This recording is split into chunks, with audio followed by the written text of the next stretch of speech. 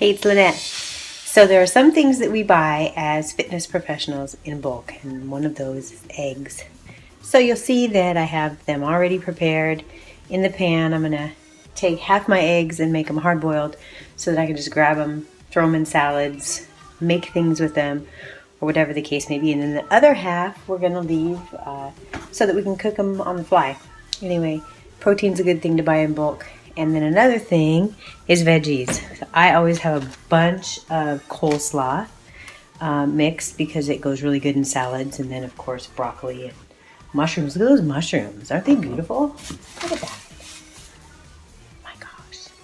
I love these dipped in salsa and hummus and everything delicious. Anyway, so just a couple tips about when you shop. What you should buy a lot of is